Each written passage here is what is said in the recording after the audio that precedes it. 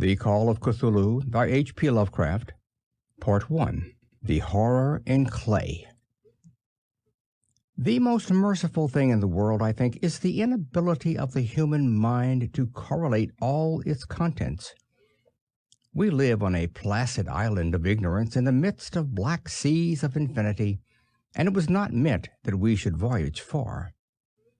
The sciences, each straining in its own direction, have hitherto harmed us little, but some day the piecing together of dissociated knowledge will open up such terrifying vistas of reality and of our frightful position therein, that we shall either go mad from the revelation or flee from the deadly light into the peace and safety of a new dark age. Theosophists have guessed at the awesome grandeur of the cosmic cycle, wherein our world and our human race form transient incidents. They have hinted at strange survivals in terms which would freeze the blood if not masked by a bland optimism. But it is not from them that there came the single glimpse of forbidden aeons which chills me when I think of it and maddens me when I dream of it. That glimpse, like all dread glimpses of truth, flashed out from an accidental piecing together of separate things. In this case, an old newspaper item and the notes of a dead professor. I hope that no one else will accomplish this piecing out. Certainly, if I live, I shall never knowingly supply a link in so hideous a chain. I think that the professor, too, intended to keep silent regarding the part he knew, and that he would have destroyed his notes had not sudden death seized him. My knowledge of the thing began in the winter of 1926-27, with the death of my granduncle, George Gamel Angel, Professor Emeritus of Semitic Languages in Brown University, Providence, Rhode Island. Professor Angel was widely known as an authority of ancient inscriptions, and had frequently been resorted to by the heads of prominent museums, so that his passing at the age of 92 may be recalled by many. Locally, interest was intensified by the obscurity of the cause of death. The professor had been stricken while returning from the Newport boat, falling suddenly, as witnesses said, after having been jostled by a nautical-looking Negro who had come from one of the queer dark courts on the precipitous hillside which formed a short-cut from the waterfront to the deceased home in William Street. Physicians were unable to find any visible disorder, but concluded after perplexed debate that some obscure lesion of the heart, induced by the brisk ascent of so steep a hill by so elderly a man, was responsible for the end. At the time I saw no reason to dissent from this dictum, but latterly I am inclined to wonder, and more than wonder. As my granduncle's heir and executor, for he died a childless widower, I was expected to go over his papers with some thoroughness, and for that purpose moved his entire set of files and boxes to my quarters in Boston. Much of the material which I correlated will be later published by the American Archaeological Society, but there was one box which I found exceedingly puzzling, and which I felt much averse from showing to other eyes. It had been locked, and I did not find the key till it occurred to me to examine the personal ring which the professor carried always in his pocket. Then, indeed, I succeeded in opening it, but when I did, seemed only to be confronted by a greater and more closely locked barrier. For what could be the meaning of the queer clay bas-relief, and the disjointed jottings, ramblings, and cuttings which I found? Had my uncle, in his latter years, become credulous of the most superficial impostures? I resolved to search out the eccentric sculptor responsible for this apparent disturbance of an old man's peace of mind. The bas-relief was a rough rectangle less than an inch thick and about 5 or 6 inches in area, obviously of modern origin. Its designs, however, were far from modern in atmosphere and suggestion, for although the vagaries of Cubism and Futurism are many and wild, they do not often reproduce that cryptic regularity which lurks in prehistoric writing. And writing of some kind the bulk of these designs seemed certainly to be. Though my memory, despite much familiarity with the papers and collections of my uncle, failed in any way to identify this particular species or even hint at its remotest affiliations. Above these apparent hieroglyphics was a figure of evidently pictorial intent, though its impressionistic execution forbade a very clear idea of its nature. It seemed to be a sort of monster, or symbol representing a monster, of a form which only a diseased fancy could conceive. If I say that my somewhat extravagant imagination yielded simultaneous pictures of an octopus, a dragon, and a human caricature, I shall not be unfaithful to the spirit of the thing. A pulpy, tentacled head surmounted a grotesque and scaly body with rudimentary wings. But it was the general outline of the whole which made it most shockingly frightful. Behind the figure was a vague suggestion of a cyclopean architectural background. The writing accompanying this oddity was, aside from a stack of press cuttings, in Professor Angel's most recent hand, and made no pretense to literary style. What seemed to be the main document was headed Cthulhu Cult, in characters painstakingly printed to avoid the erroneous reading of a word so unheard of. The manuscript was divided into two sections, the first of which was headed 1925, Dream and Dream Work of H.A. Wilcox, 7 Thomas Street, Providence, Rhode Island, and the second, Narrative of Inspector John R. LaGrosse, 121 Bienville Street, New Orleans, Louisiana, at 1908 AASMTG, Notes on Same, and Professor Webb's account.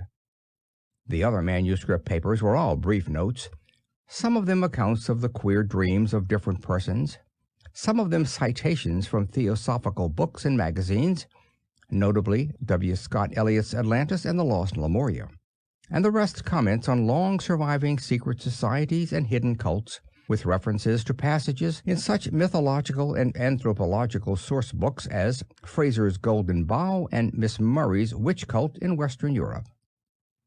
The cuttings largely alluded to ultra-mental illnesses and outbreaks of group folly or mania in the spring of 1925. The first half of the principal manuscript told a very peculiar tale. It appears that on March 1st, 1925, a thin, dark young man of neurotic and excited aspect had called upon Professor Angel, bearing the singular clay bas-relief, which was then exceedingly damp and fresh.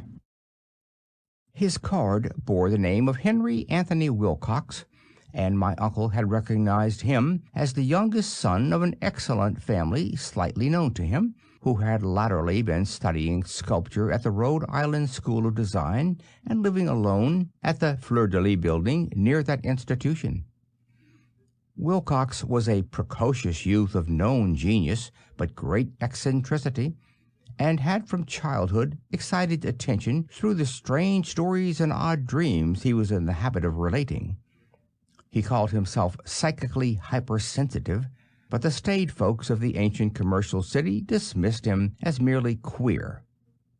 Never mingling much with his kind, he had dropped gradually from social visibility, and was now known only to a small group of aesthetes from other towns. Even the Province Art Club, anxious to preserve its conservatism, had found him quite hopeless. On the occasion of the visit, ran the professor's manuscript, the sculptor abruptly asked for the benefit of his host's archaeological knowledge in identifying the hieroglyphics on the bas-relief. He spoke in a dreamy, stilted manner, which suggested pose and alienated sympathy, and my uncle showed some sharpness in replying, for the conspicuous freshness of the tablet implied kinship with anything but archaeology. Young Wilcox's rejoinder, which impressed my uncle enough to make him recall and record it verbatim, was of a fantastically poetic cast which must have typified his whole conversation, and which I have since found highly characteristic of him. He said, "It is new, indeed, for I made it last night in a dream of strange cities, and dreams are older than brooding Tyre, or the contemplative Sphinx, or garden-girdled Babylon." It was then that he began that rambling tale which suddenly played upon a sleeping memory and won the fevered interest of my uncle. There had been a slight earthquake tremor the night before, the most considerable felt in New England for some years, and Wilcox's imagination had been keenly affected. Upon retiring, he had had an unprecedented dream of great cyclopean cities of Titan blocks and sky-flung monoliths, all dripping with green ooze and sinister with latent horror. Hieroglyphics had covered the walls and pillars, and from some undetermined point below had come a voice that was not a voice, a chaotic sensation which only fancy could transmute into sound, but which he attempted to render by the almost unpronounceable jumble of letters, Cthulhu Fthagen. This verbal jumble was the key to a recollection which excited and disturbed Professor Angell.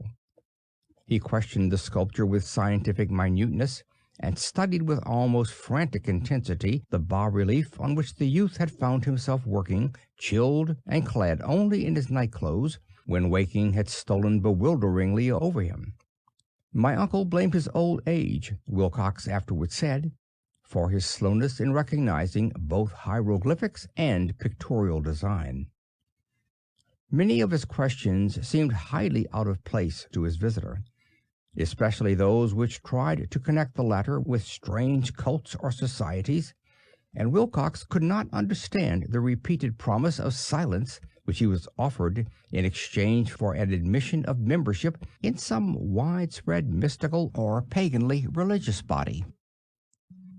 When Professor Angell became convinced that the sculptor was indeed ignorant of any cult or system of cryptic lore, he besieged his visitor with demands for future reports of dreams.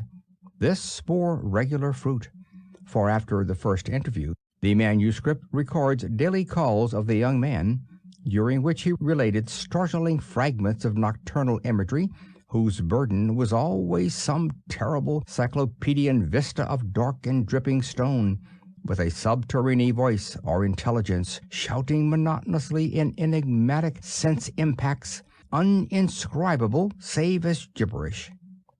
The two sounds most frequently repeated are those rendered by the letters Cthulhu and R'lyeh. On March 23rd, the manuscript continued. Wilcox failed to appear, and inquiries at his quarters revealed that he had been stricken with an obscure sort of fever and taken to the home of his family in Waterman Street. He had cried out in the night, arousing several other artists in the building, and had manifested since then only alternations of unconsciousness and delirium. My uncle at once telephoned the family, and from that time forward kept close watch of the case, calling often at the Thayer Street office of Dr. Tooby, whom he learned to be in charge. The youth's febrile mind apparently was dwelling on strange things, and the doctor shuddered now and then as he spoke of them. They included not only a repetition of what he had formerly dreamed, but touched wildly on a gigantic thing miles high which walked or lumbered about. He at no time fully described this object, but occasionally frantic words, as repeated by Dr. Tooby, convinced the professor that it must be identical with the nameless monstrosity he had sought to depict in his dream sculpture. Reference to this object, the doctor added, was invariably a prelude to the young man's subsidence into lethargy. His temperature, oddly enough, was not greatly above normal, but his whole condition was otherwise such as to suggest true fever rather than mental disorder. On April the 2nd, at about 3 p.m., every trace of Wilcox's malady suddenly ceased. He sat upright in bed, astonished to find himself at home, and completely ignorant of what had happened in dream or reality since the night of March 22nd. Pronounced well by his physician, he returned to his quarters in 3 days, but to Professor Angell he was of no further assistance. All traces of strange dreaming had vanished with his recovery, and my uncle kept no record of his night thoughts after a week of pointless and irrelevant accounts of thoroughly usual visions. Here the first part of the manuscript ended, but references to certain of the scattered notes gave me much material for thought, so much, in fact, that only the ingrained skepticism then forming my philosophy can account for my continued distrust of the artist. The notes in question were those descriptive of the dreams of various persons covering the same period as that in which young Wilcox had had his strange visitations.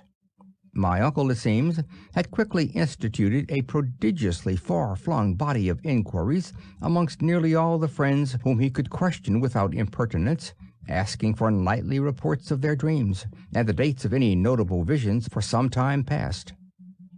The reception of his request seems to have been varied, but he must, at the very least, have received more responses than any ordinary man could have handled without a secretary. This original correspondence was not preserved, but his notes formed a thorough and really significant digest.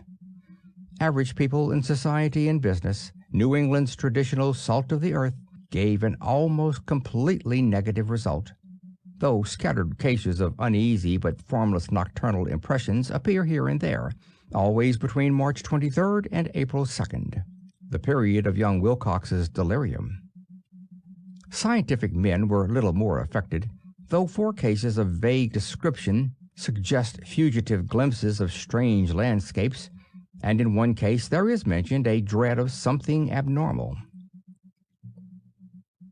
It was from the artists and poets that the pertinent answers came, and I know that panic would have broken loose had they been able to compare notes. As it was, lacking their original letters, I have suspected the compiler of having asked leading questions, or of having edited the correspondence in corroboration of what he had latently resolved to see.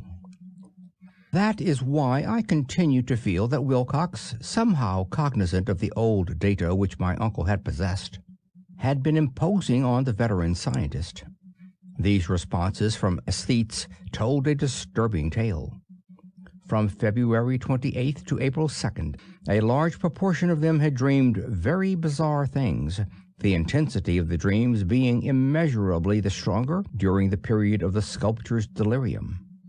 Over a fourth of those who reported anything reported scenes and half-sounds not unlike those which Wilcox had described, and some of the dreamers confessed acute fear of the gigantic, nameless thing visible toward the last.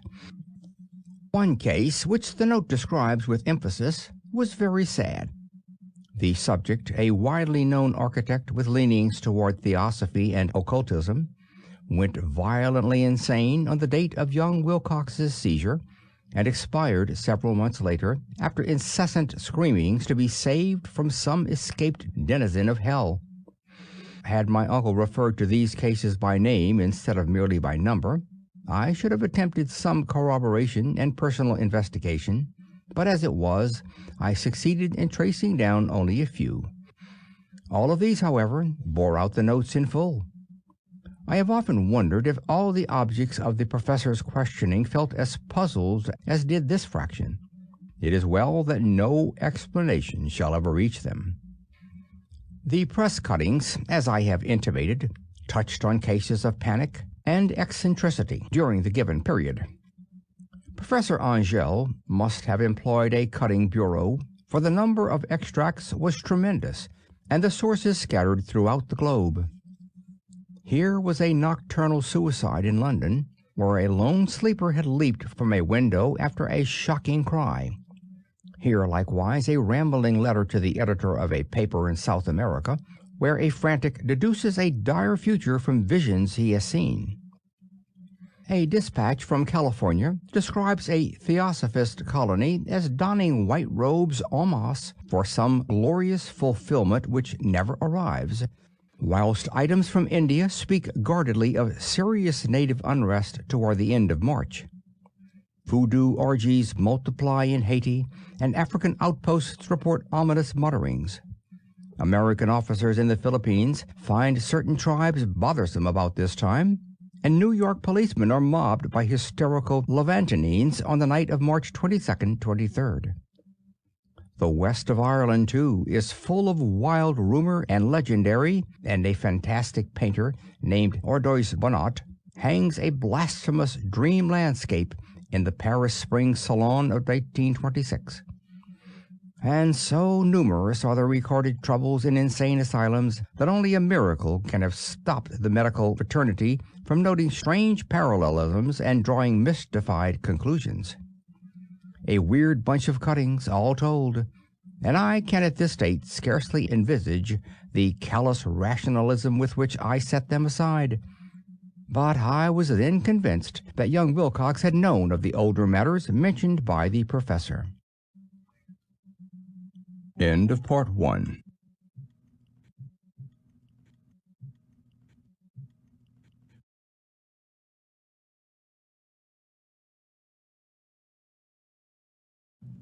Part 2.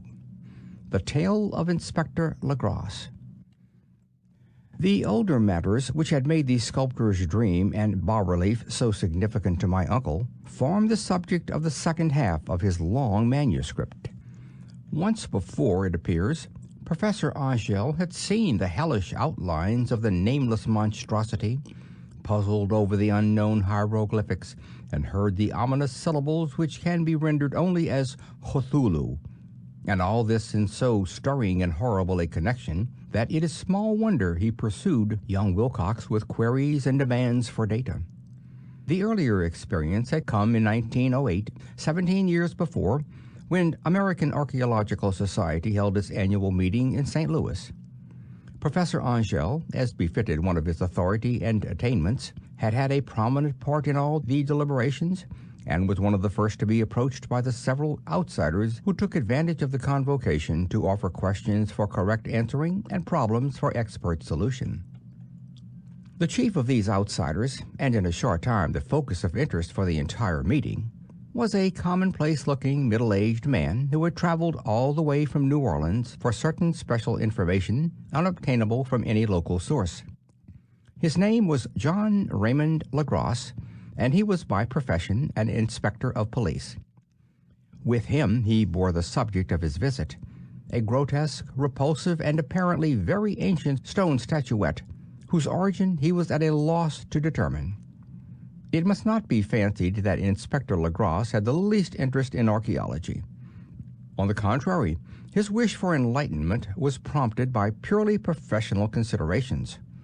The statuette, idol, fetish, or whatever it was, had been captured some months before in the wooded swamps south of New Orleans during a raid on a supposed voodoo meeting, and so singular and hideous were the rites connected with it that the police could not but realize that they had stumbled on a dark cult totally unknown to them, and infinitely more diabolic than even the blackest of the African voodoo circles.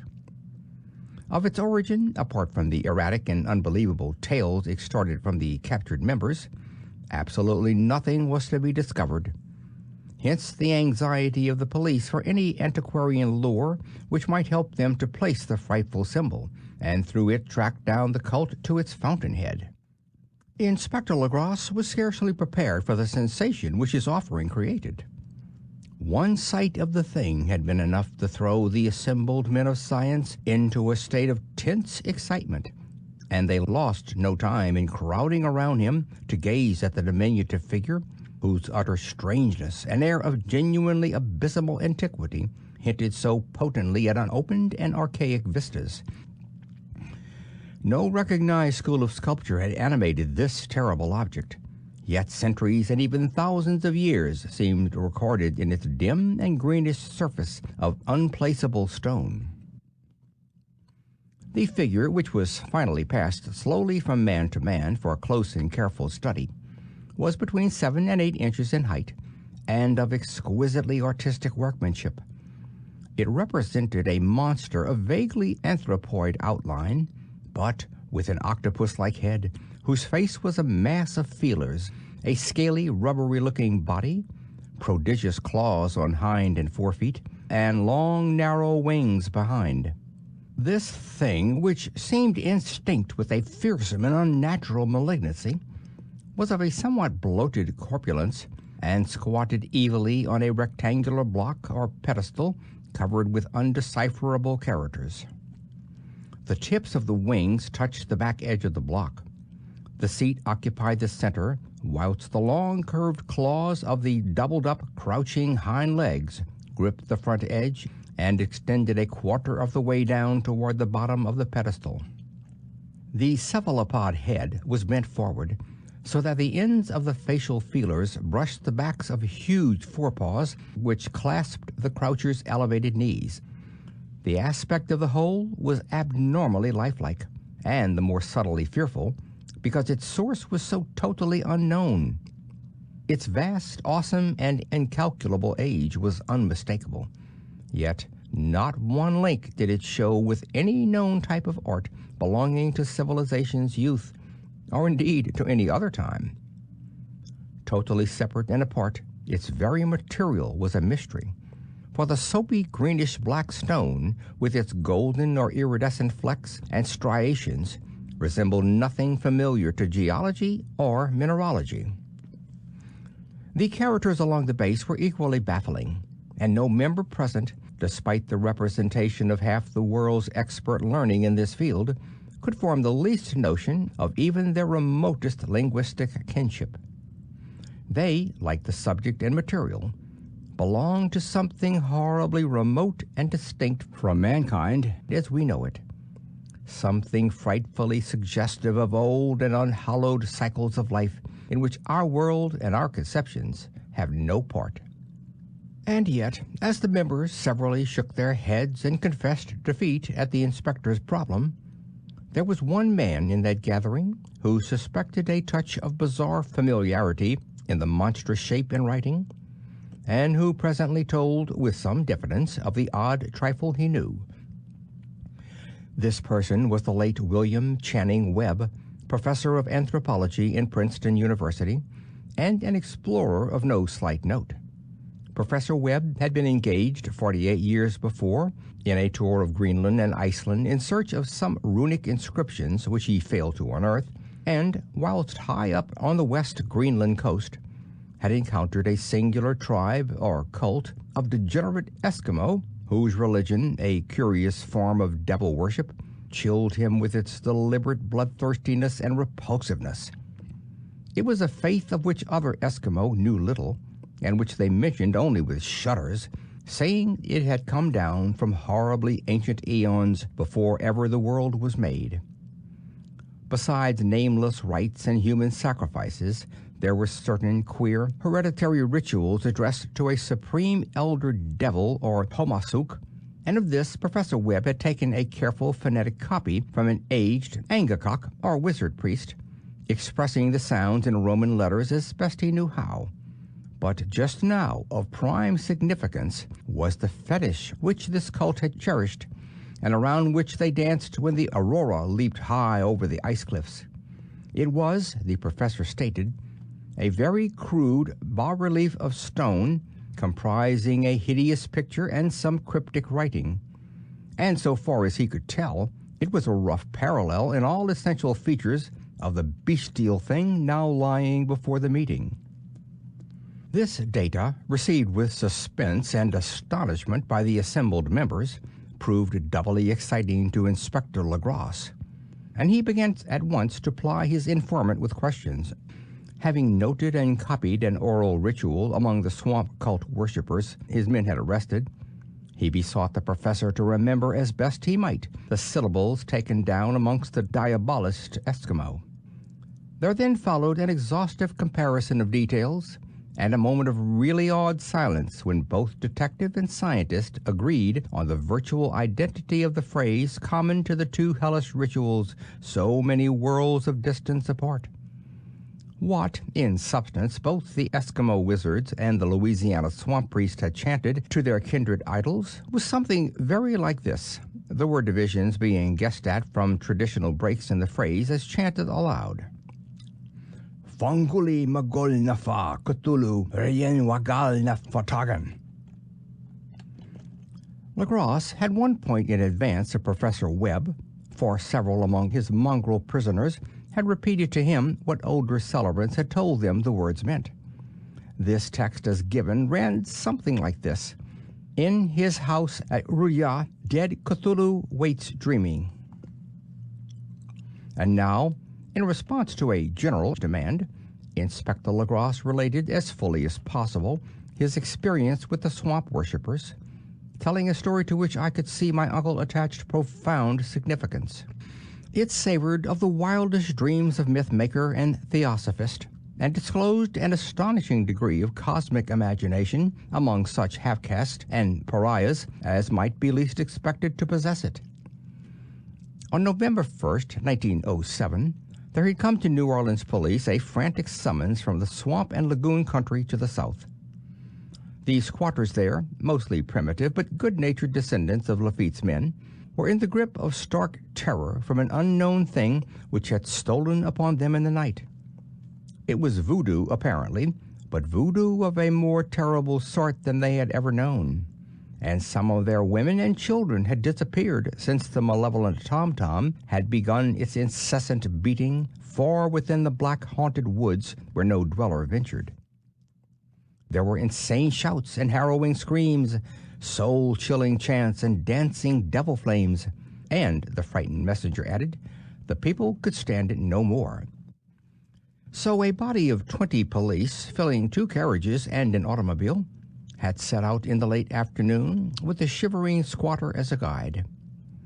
At the end of the passable road they alighted, and for miles splashed on in silence through the terrible cypress woods where day never came.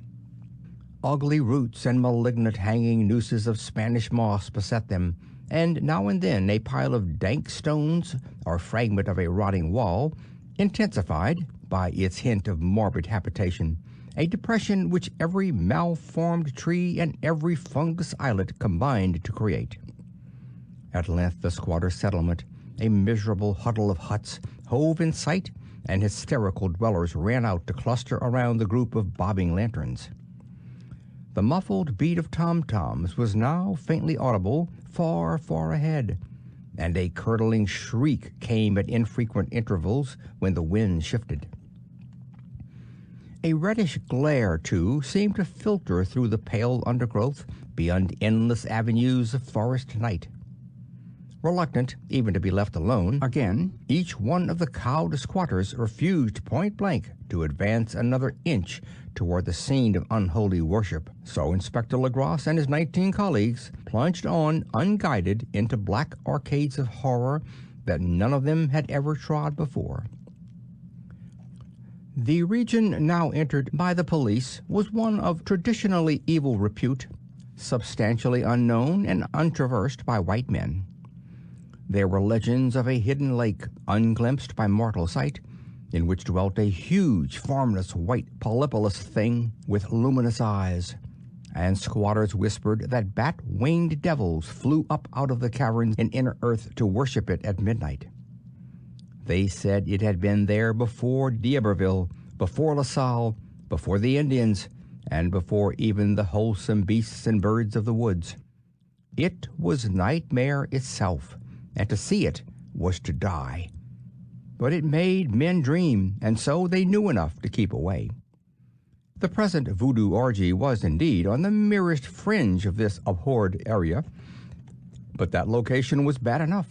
Hence, perhaps, the very place of the worship had terrified the squatters more than the shocking sounds and incidents.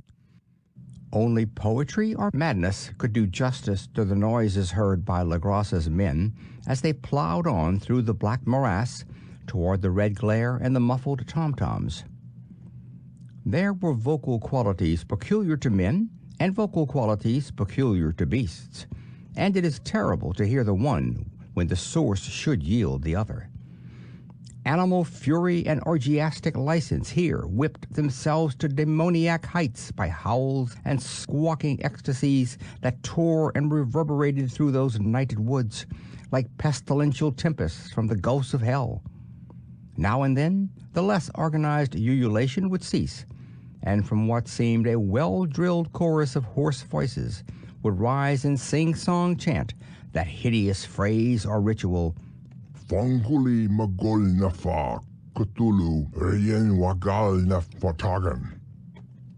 Then the men, having reached a spot where the trees were thinner, came suddenly in sight of the spectacle itself. 4 of them reeled, 1 fainted, and two were shaken into a frantic cry, which the mad cacophony of the orgy fortunately deadened. Legrasse dashed swamp water on the face of the fainting men, and all stood trembling and nearly hypnotized with horror. In a natural glade of the swamp stood a grassy island of perhaps an acre's extent, clear of trees and tolerably dry. On this now leaped and twisted a more indescribable horde of human abnormality than anybody Semay or an Angarola could paint. Void of clothing, this hybrid spawn were braying, bellowing, and writhing about a monstrous ring-shaped bonfire, in the center of which, revealed by occasional rifts in the curtain of flame, stood a great granite monolith, some 8 feet in height, on top of which, incongruous in its diminutiveness, rested the noxious carven statuette. From a wide circle of 10 scaffolds set up at regular intervals, with the flame-girt monolith at the center, hung, head downward, the oddly marred bodies of the helpless squatters who had disappeared. It was inside this circle that the ring of worshippers jumped and roared, the general direction of the mass motion being from left to right in endless bacchanal between the ring of bodies and the ring of fire. It may have been only imagination, and it may have been only echoes which induced one of the men, an excitable Spaniard, to fancy he heard antiphonal responses to the ritual from some far and unillumined spot deeper within the wood of ancient legendry and horror. This man, Joseph D. Galvez, I later met and questioned, and he proved distractingly imaginative. He indeed went so far as to hint of the faint beating of great wings, and of a glimpse of shining eyes and a mountainous white bulk beyond the remotest trees. But I suppose he had been hearing too much native superstition. Actually, the horrified pause of the men was of comparatively brief duration. Duty came first, and although there must have been nearly 100 mongrel celebrants in the throng, the police relied on their firearms and plunged determinedly into the nauseous rout. For 5 minutes, the resultant din and chaos were beyond description. Wild blows were struck, shots were fired, and escapes were made. But in the end, Legrasse was able to count some 47 sullen prisoners, whom he forced to dress in haste and fall into line between 2 rows of policemen. 5 of the worshippers lay dead, and 2 severely wounded ones were carried away on improvised stretchers by their fellow prisoners. The image of the monolith, of course, was carefully removed and carried back by Legrasse. Examined at headquarters after a trip of intense strain and weariness, the prisoners all proved to be men of very low, mixed-blooded, and mentally aberrant type. Most were seamen, and a sprinkling of Negroes and mulattoes, largely West Indians or Brava Portuguese from the Cape Verde Islands, gave a coloring of voodooism to the heterogeneous cult. But before many questions were asked, it became manifest that something far deeper and older than Negro fetishism was involved. Degraded and ignorant as they were, the creatures held with surprising consistency to the central idea of their loathsome faith. They worshipped, so they said, the great old ones who lived ages before there were any men, and who came to the young world out of the sky. These old ones were gone now, inside the earth and under the sea, but their dead bodies had told their secrets in dreams to the first man, who formed a cult which had never died. This was that cult, and the prisoners said it had always existed and always would exist, hidden in distant wastes and dark places all over the world, until the time when the great priest Cthulhu, from his dark house in the mighty city of Ruye under the waters, should rise and bring the earth again beneath his sway. Some day he would call, when the stars were ready, and the secret cult would always be willing to liberate him. Meanwhile, no more must be told. There was a secret which even torture could not extract. Mankind was not absolutely alone among the conscious things of earth, for shapes came out of the dark to visit the faithful few. But these were not the great old ones. No man had ever seen the old ones. The carven idol was great Cthulhu, But none might say whether or not the others were precisely like him. No one could read the old writing now, but things were told by word of mouth. The chanted ritual was not the secret. That was never spoken aloud, only whispered. The chant meant only this: in his house at Hurya, dead Cthulhu waits dreaming. Only 2 of the prisoners were found sane enough to be hanged, and the rest were committed to various institutions. All denied a part in the ritual murders and averred that the killing had been done by black-winged ones which had come to them from their immemorial meeting place in the haunted wood. But of those mysterious allies, no coherent account could ever be gained. What the police did extract came mainly from an immensely aged mestizo named Castro, who claimed to have sailed to strange ports and talked with undying leaders of the cult in the mountains of China. Old Castro remembered bits of hideous legend that paled the speculations of theosophists and made man and the world seem recent and transient indeed. There had been eons when other things ruled on the earth, and they had had great cities. Remains of them, he said, the deathless Chinaman had told him, were still to be found as cyclopean stones on islands in the Pacific.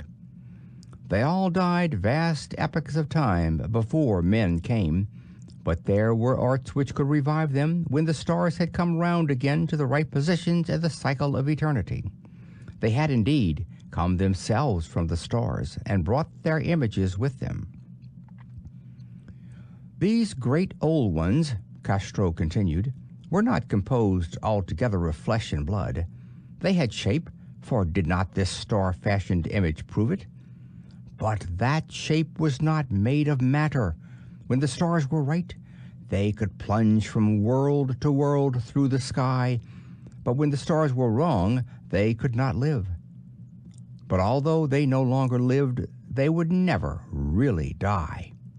They all lay in stone houses in their great city of Okulya, preserved by the spells of mighty Cthulhu for a glorious resurrection when the stars and the earth might once more be ready for them.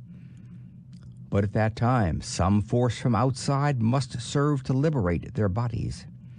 The spells that preserved them intact likewise prevented them from making an initial move, and they could only lie awake in the dark and think whilst uncounted millions of years rolled by. They knew all that was occurring in the universe, for their mode of speech was transmitted thought. Even now they talked in their tombs. When, after infinities of chaos, the first men came, the great old ones spoke to the sensitive among them by molding their dreams, for only thus could their language reach the fleshly minds of mammals.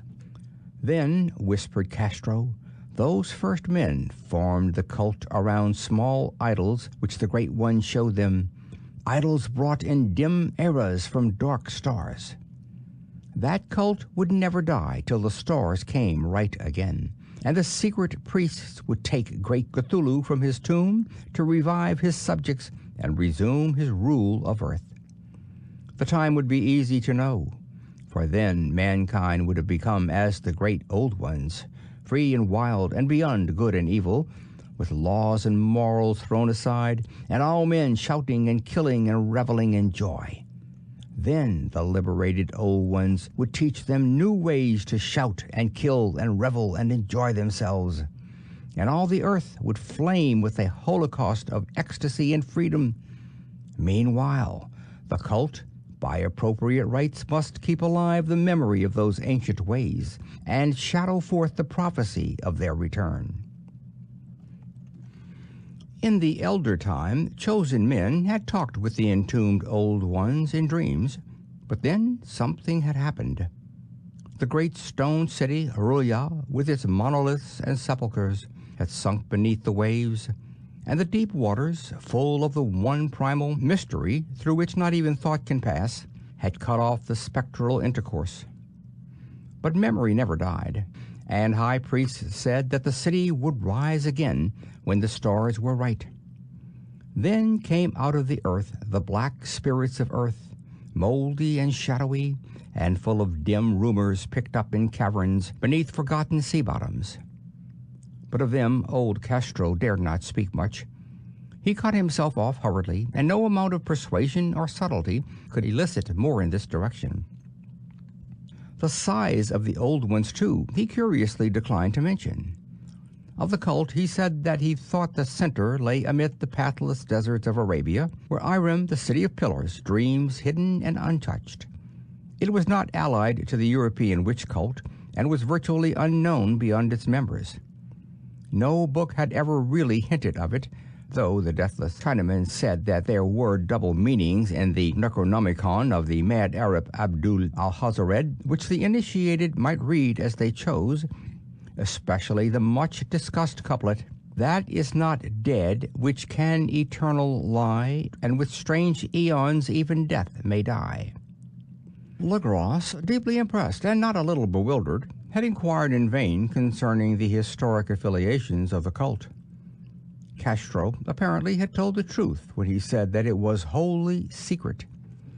The authorities at Tulane University could shed no light upon either cult or image, and now the detective had come to the highest authorities in the country and met with no more than the Greenland tale by Professor Webb. The feverish interest aroused at the meeting by Legrasse's tale, corroborated as it was by the statuette, is echoed in the subsequent correspondence of those who attended, although scant mention occurs in the formal publications of the Society. Caution is the first care of those accustomed to face occasional charlatanry and imposture. Legrasse, for some time, lent the image to Professor Webb, but at the latter's death it was returned to him and remains in his possession, where I viewed it not long ago. It is truly a terrible thing, and unmistakably akin to the dream sculpture of young Wilcox. That my uncle was excited by the tale of the sculptor I did not wonder. For what thoughts must arise upon hearing, after a knowledge of what Legrasse had learned of the cult, of a sensitive young man who had dreamed not only the figure and exact hieroglyphics of the swamp-found image and the Greenland devil tablet, but had come in his dreams upon at least 3 of the precise words of the formula uttered by Eskimo diabolists and mongrel Louisianians. Professor Angel's instant start on an investigation of the utmost thoroughness was eminently natural, though privately I suspected young Wilcox of having heard of the cult in some indirect way and of having invented a series of dreams to heighten and continue the mystery at my uncle's expense. The dream narratives and cuttings collected by the professor were, of course, strong corroboration, but the rationalism of my mind and the extravagance of the whole subject led me to adopt what I thought the most sensible conclusions. So, after thoroughly studying the manuscript again and correlating the theosophical and anthropological notes with the cult narrative of Legrasse, I made a trip to Providence to see the sculptor and give him the rebuke I thought proper for so boldly imposing upon a learned and aged man. Wilcox still lived alone in the Fleur-de-Lis building in Thomas Street, a hideous Victorian imitation of 17th century Breton architecture, which flaunts its stuccoed front amid the lovely colonial houses on the ancient hill and under the very shadow of the finest Gregorian steeple in America. I found him at work in his rooms and at once conceded, from the specimens scattered about, that his genius is indeed profound and authentic. He will, I believe, sometime be heard from as one of the great decadents, for he has crystallized in clay and will one day mirror in marble those nightmares and fantasies which Arthur Machen invokes in prose and Clark Ashton Smith makes visible in verse and in painting. Dark, frail, and somewhat unkempt in aspect, he turned languidly at my knock and asked me my business without rising. When I told him who I was, he displayed some interest, for my uncle had excited his curiosity in probing his strange dreams, yet had never explained the reason for the study. I did not enlarge his knowledge in this regard, but sought with some subtlety to draw him out. In a short time I became convinced of his absolute sincerity, for he spoke of the dreams in a manner none could mistake.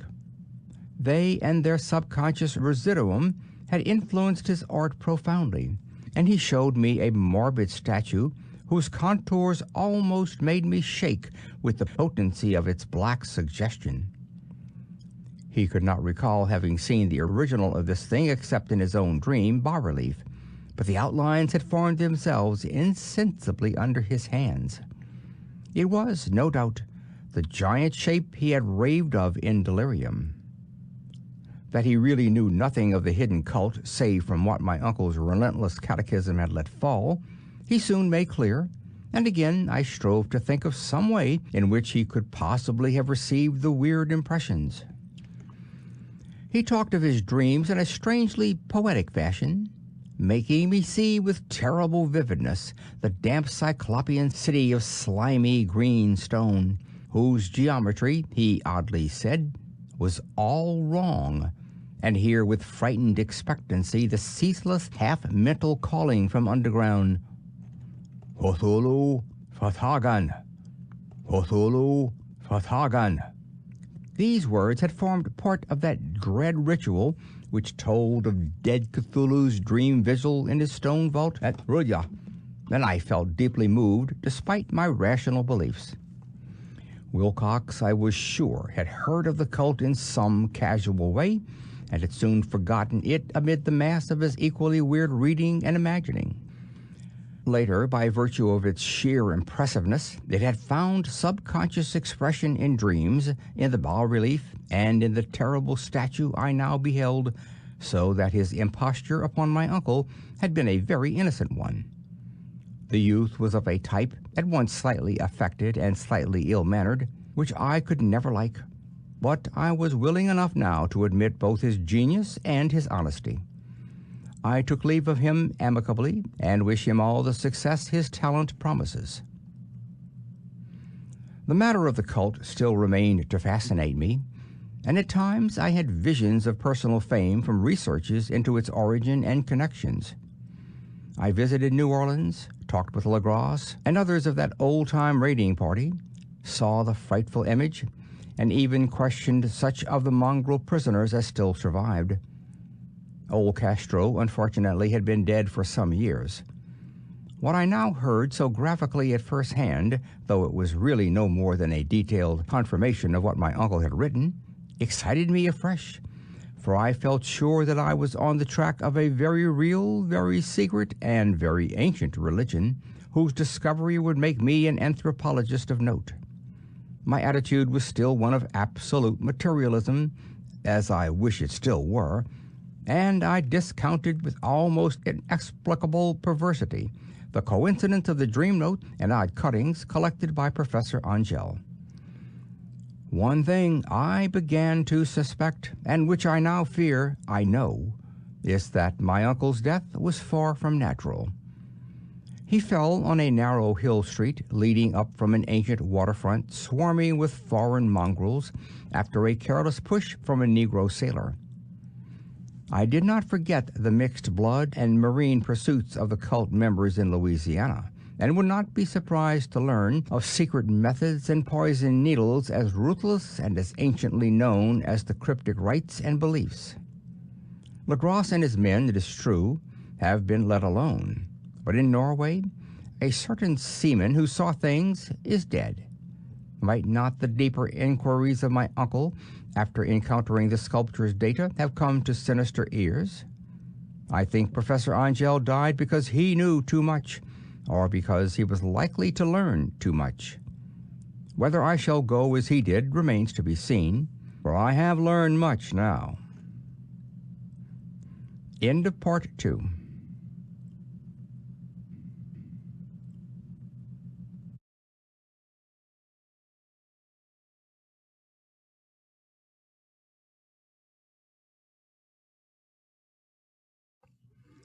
Part 3. The Madness from the Sea. If heaven ever wishes to grant me a boon, it will be a total effacing of the results of a mere chance which affixed my eye on a certain stray piece of shelf paper. It was nothing on which I would naturally have stumbled in the course of my daily round, for it was an odd number of an Australian journal, the Sydney Bulletin, for April 18th, 1925. It had escaped even the Cutting Bureau, which had at the time of its issuance been avidly collecting material for my uncle's research. I had largely given over my inquiries into what Professor Angell called the Cthulhu cult, and was visiting a learned friend in Paterson, New Jersey, the curator of a local museum and a mineralogist of note. Examining one day the reserve specimens roughly set on the storage shelves in a rear room of the museum, my eye was caught by an odd picture in one of the old papers spread beneath the stones. It was the Sydney Bulletin I have mentioned, for my friend has wide affiliations in all conceivable foreign parts, and the picture was a half-tone cut of a hideous stone image almost identical with that which Lagras had found in the swamp. Eagerly cleaning the sheet of its precious contents, I scanned the item in detail and was disappointed to find it of only moderate length. What it suggested, however, was of portentous significance to my flagging quest, and I carefully tore it out for immediate action. It read as follows: Mystery derelict found at sea. Vigilant arrives with helpless armed New Zealand yacht in tow. One survivor and dead man found aboard. Tale of desperate battle and deaths at sea. Rescued seaman refuses particulars of strange experience. Odd idol found in his possession. Inquiry to follow. The Morrison Company's freighter Vigilant, bound from Valparaiso, arrived this morning at its wharf in Darling Harbor, having in tow the battered and disabled but heavily armed steam yacht Alert of Dunedin, New Zealand, which was sighted April 12th in south latitude 34 degrees 21 minutes, west longitude 152 degrees 17 minutes, with one living and one dead man aboard. The Vigilant left Valparaiso March 25th, and on April 2nd was driven considerably south of her course by exceptionally heavy storms and monster waves. On April 12th the derelict was sighted, and though apparently deserted, was found upon boarding to contain one survivor in a half-delirious condition and one man who had evidently been dead for more than a week. The living man was clutching a horrible stone idol of unknown origin, about a foot in height, regarding whose nature authorities at Sydney University, the Royal Society, and the museum in College Street all profess complete bafflement, and which the survivor says he found in the cabin of the yacht in a small carved shrine of common pattern. This man, after recovering his senses, told an exceedingly strange story of piracy and slaughter. He is Gustav Johansen, a Norwegian of some intelligence, and had been second mate of the two-masted schooner Emma of Auckland, which sailed for Callao February 20th with a complement of 11 men.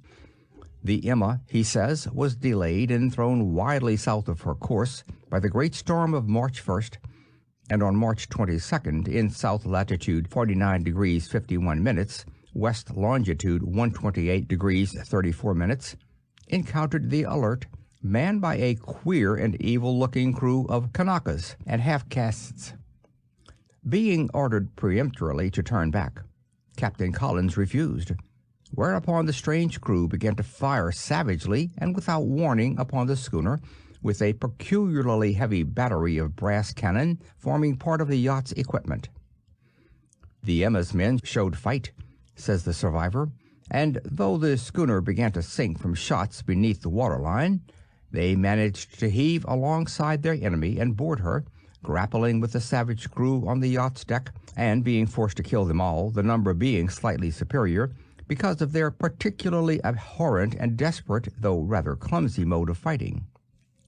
3 of Emma's men, including Captain Collins and First Mate Green, were killed, and the remaining 8, under Second Mate Johansen, proceeded to navigate the captured yacht, going ahead in their original direction to see if any reason for their ordering back had existed.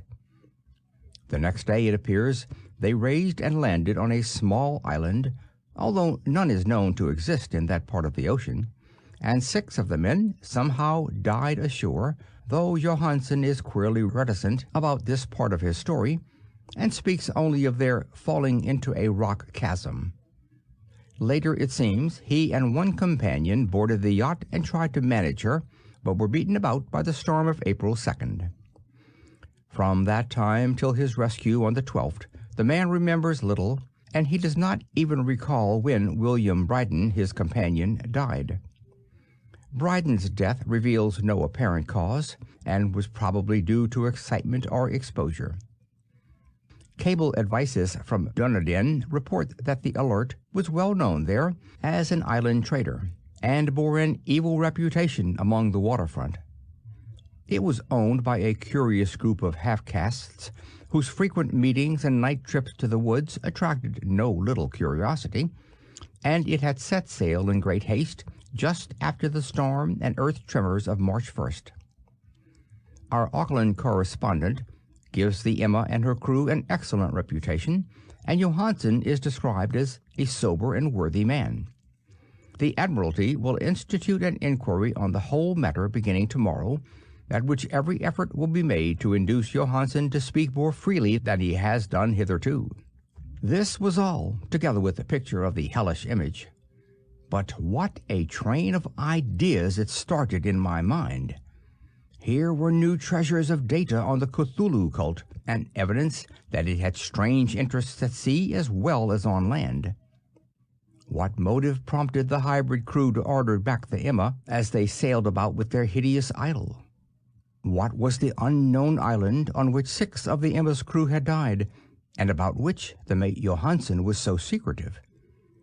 What had the Vice Admiralty's investigation brought out, and what was known of the noxious cult in Dunedin? And most marvelous of all, what deep and more than natural linkage of dates was this which gave a malign and now undeniable significance to the various turns of events so carefully noted by my uncle?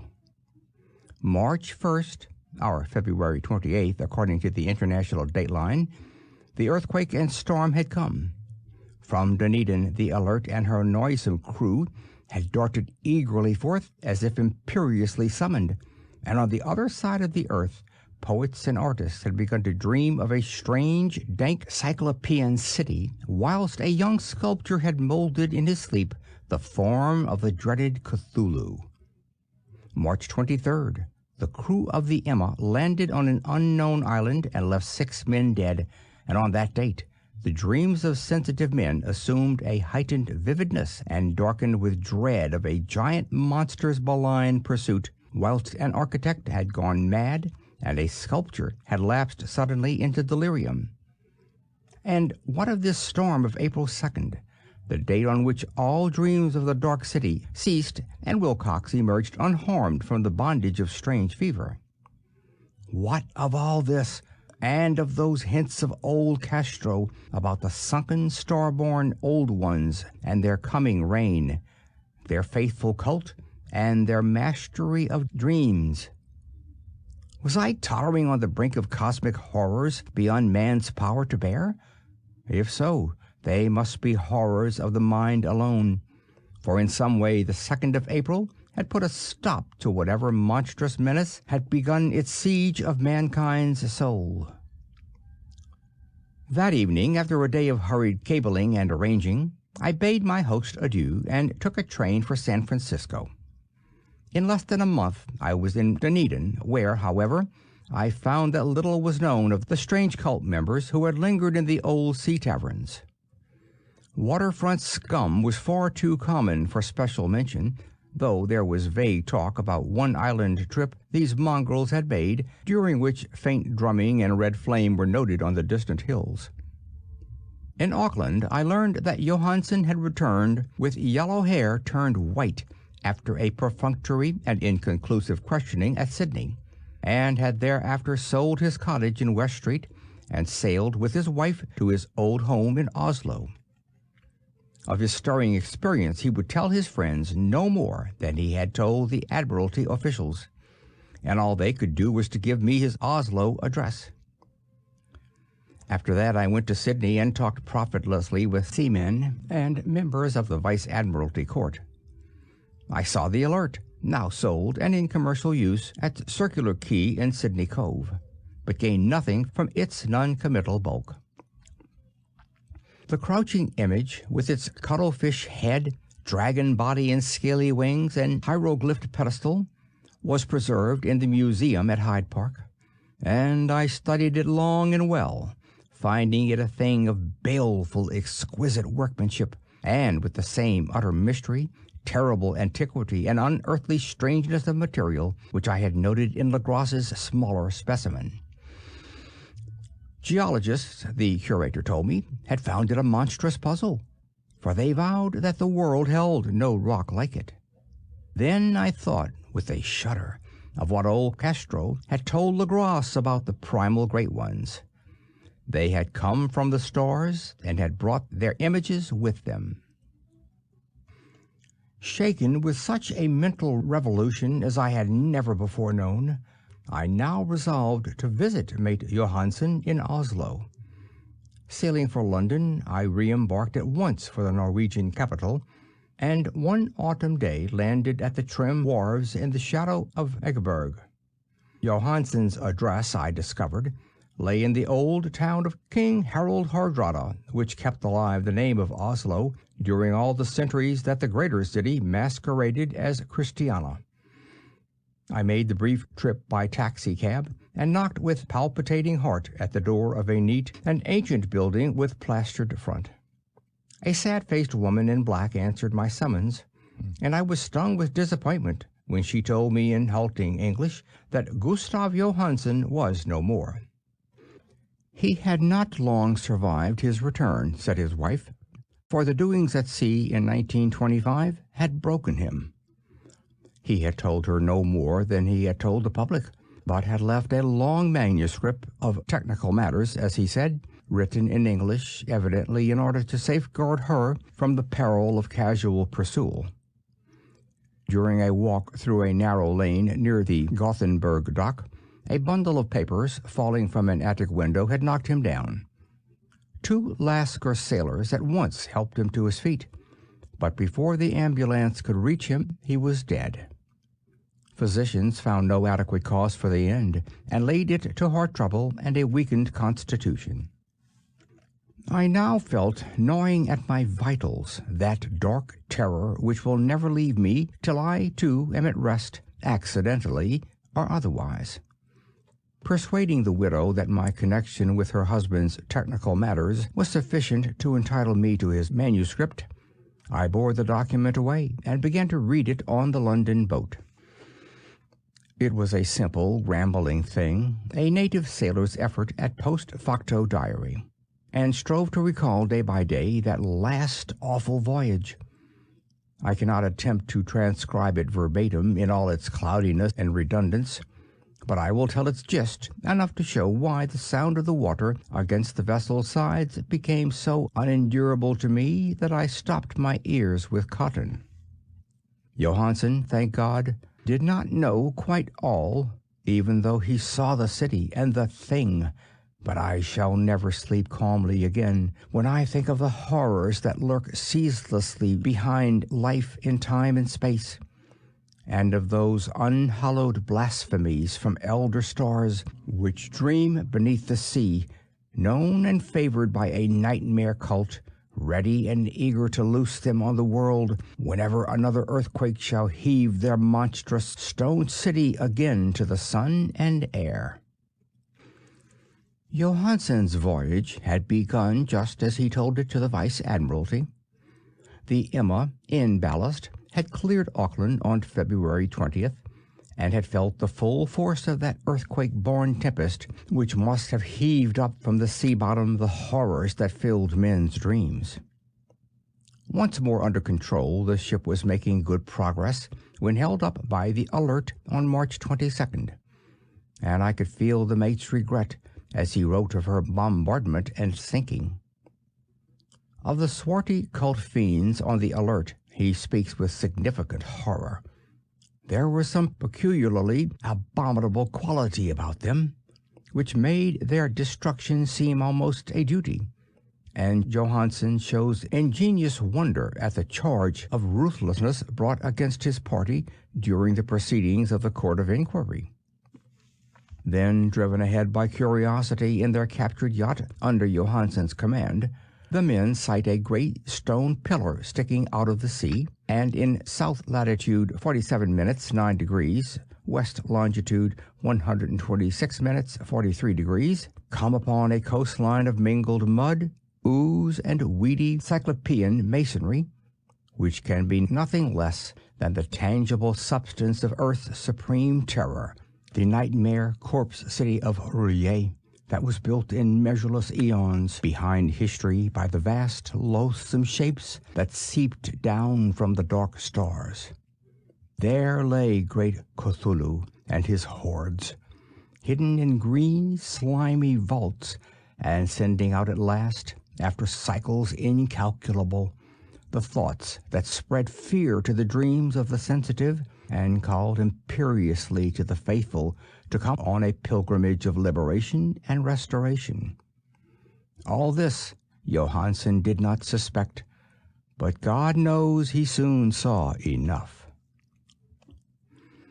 I suppose that only a single mountain-top, the hideous monolith-crowned citadel whereon great Cthulhu was buried, actually emerged from the waters. When I think of the extent of all that may be brooding down there, I almost wish to kill myself forthwith. Johansen and his men were awed by the cosmic majesty of this dripping Babylon of elder demons, and must have guessed without guidance that it was nothing of this or of any sane planet. Awe at the unbelievable size of the greenish stone blocks, at the dizzying heights of the great carven monolith, and at the stupefying identity of the colossal statues and bas-reliefs with the queer image found in the shrine on the Elert, is poignantly visible in every line of the mate's frightened description. Without knowing what futurism is like, Johansen achieved something very close to it when he spoke of the city, for instead of describing any definite structure or building, he dwells only on the broad impressions of vast angles and stone surfaces too great to belong to anything right or proper for this earth, and impious with horrible images and hieroglyphs. I mention his talk about angles because it suggests something Wilcox had told me of his awful dreams. He had said that the geometry of the dream place he saw was abnormal, non-Euclidean, and loathsomely redolent of spheres and dimensions apart from ours. Now, an unlettered seaman felt the same thing whilst gazing at the terrible reality. Johansen and his men landed at a sloping mud bank on this monstrous acropolis and clambered slipperily up over Titan oozy blocks which could have been no mortal staircase. The very sun of heaven seemed distorted when viewed through the polarizing miasma welling out from the sea-soaked perversion, and twisted menace and suspense lurked leerily in those crazily elusive angles of carven rock where a second glance showed concavity after the first showed convexity. Something very like fright had come over all the explorers before anything more definite than rock and ooze and weed was seen. Each would have fled had he not feared the scorn of the others, and it was only half-heartedly that they searched, vainly as it proved, for some portable souvenir to bear away. It was Rodriguez the Portuguese who climbed up the foot of the monolith and shouted of what he had found. The rest followed him and looked curiously at the immense carved door with the now familiar squid dragon bas-relief. It was, Johansen said, like a great barn door, and they all felt that it was a door because of the ornate lintel, threshold, and jambs around it, though they could not decide whether it lay flat like a trap-door or slantwise like an outside cellar door. As Wilcox would have said, the geometry of the place was all wrong. One could not be sure that the sea and the ground were horizontal, hence the relative position of everything else seemed phantasmally variable. Bryden pushed at the stone in several places without result. Then Donovan felt over it delicately around the edge, pressing every point separately as he went. He climbed interminably along the grotesque stone molding, that is, one would call it climbing if the thing were not after all horizontal, and the men wondered how any door in the universe could be so vast. Then, very softly and slowly, the acre-great panel began to give inward at the top, and they saw that it was balanced. Donovan slid or somehow propelled himself down or along the jamb and rejoined his fellows, and everyone watched the queer recession of the monstrously carven portal. In this fantasy of prismatic distortion, it moved anomalously in a diagonal way, so that all the rules of matter and perspective seemed upset. The aperture was black, with a darkness almost material. That tenebrousness was indeed a positive quality, for it obscured such parts of the inner walls as ought to have been revealed, and actually burst forth like smoke from its eon-long imprisonment, visibly darkening the sun as it slunk away into the shrunken and gibbous sky on flapping membranous wings. The odor arising from the newly opened depths was intolerable, and at length the quick-eared Hawkins thought he heard a nasty, slopping sound down there. Everyone listened, and everyone was listening still, when it lumbered slobberingly into sight and gropingly squeezed its gelatinous green immensity through the black doorway into the tainted outside air of that poisoned city of madness. Poor Johansen's handwriting almost gave out when he wrote of this. Of the 6 men who never reached the ship, he thinks 2 perished of pure fright in that accursed instant. The thing cannot be described. There is no language for such abysms of shrieking and immemorial lunacy, such eldritch contradictions of all matter, force, and cosmic order. A mountain walked or stumbled. God! What wonder that across the earth a great architect went mad, and poor Wilcox raved with fever in that telepathic instant. The thing of the idols, the green, sticky spawn of the stars, had awakened to claim his own. The stars were right again, and what an age-old cult had failed to do by design, a band of innocent sailors had done by accident. After vigilance of years, great Cthulhu was loose again and ravening for delight. 3 men were swept up by the flabby claws before anyone turned. God rest them, if there be any rest in the universe. They were Donovan, Guerrera, and Angstrom. Parker slipped as the other 3 were plunging frenziedly over endless vistas of green-crusted rock to the boat, and Johansen swears he was swallowed up by an angle of masonry which shouldn't have been there, an angle which was acute but behaved as if it were obtuse. So only Bryden and Johansen reached the boat, and pulled desperately for the Alert as the mountainous monstrosity flopped down the slimy stones and hesitated, floundering, at the edge of the water. Steam had not been suffered to go down entirely, despite the departure of all hands for the shore, and it was the work of only a few moments of feverish rushing up and down between wheels and engine to get the Alert under way.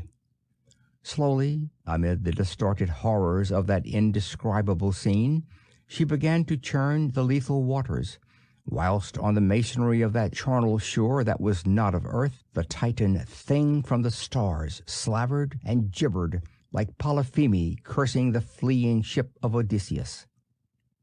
Then, bolder than the storied Cyclops, great Cthulhu slid greasily into the water and began to pursue with vast wave-raising strokes of cosmic potency.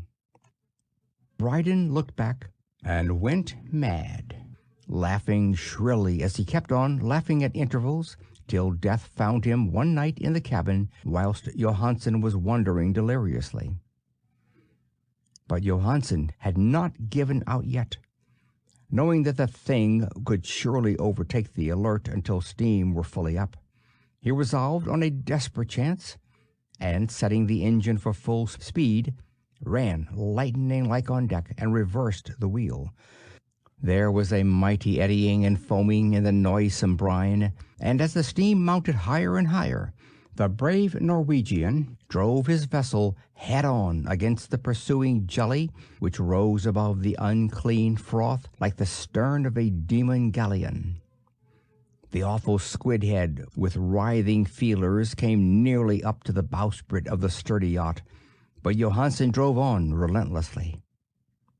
There was a bursting as of an exploding bladder, a slushy nastiness as of a cloven sunfish, a stench as of 1,000 opened graves, and a sound that the chronicler could not put on paper. For an instant the ship was befouled by an acrid and blinding green cloud, and then there was only a venomous seething astern, where, God in heaven, the scattered plasticity of that nameless sky-spawn was nebulously recombining in its hateful original form, while its distance widened every second as the Alert gained impetus from its mounting steam. That was all. After that, Johansen only brooded over the idol in the cabin, and attended to a few matters of food for himself and the laughing maniac by his side. He did not try to navigate after the first bull flight, for the reaction had taken something out of his soul. Then came the storm of April 2nd, and a gathering of the clouds about his consciousness. There is a sense of spectral whirling through liquid gulfs of infinity, of dizzying rides through reeling universes on a comet's tail, and of hysterical plunges from the pit to the moon, and from the moon back again to the pit, all livened by a cachinnating chorus of the distorted, hilarious elder gods and the green bat-winged mocking imps of Tartarus. Out of that dream came rescue, the Vigilant, the Vice-Admiralty Court, the streets of Dunallin, and the long voyage back home to the old house by the Ekeberg. He could not tell. They would think him mad. He would write of what he knew before death came, but his wife must not guess. Death would be a boon, if only it could blot out the memories. That was the document I read, and now I have placed it in the tin box beside the bas-relief and the papers of Professor Angell. With it shall go this record of mine, this test of my own sanity, wherein is pieced together that which I hope may never be pieced together again. I have looked upon all that the universe has to hold of horror, and even the skies of spring and the flowers of summer must ever afterward be poison to me. But I do not think my life will be long. As my uncle went, as poor Johansen went, so I shall go. I know too much, and the cult still lives. Cthulhu still lives too, I suppose, again in that chasm of stone which has shielded him since the sun was young. His accursed city is sunken once more, for the Vigilant sailed over the spot after the April storm. But his ministers on earth still bellow and prance and slay around idol-capped monoliths in lonely places. He must have been trapped by the sinking whilst within his black abyss, or else the world would by now be screaming with fright and frenzy. Who knows the end? What has risen may sink, and what has sunk may rise. Loathsomeness waits and dreams in the deep, and decay spreads over the tottering cities of men. A time will come, but I must not and cannot think. Let me pray that if I do not survive this manuscript, my executors may put caution before audacity, and see that it meets no other eye. End of Part 3. End of The Call of Cthulhu by H.P. Lovecraft.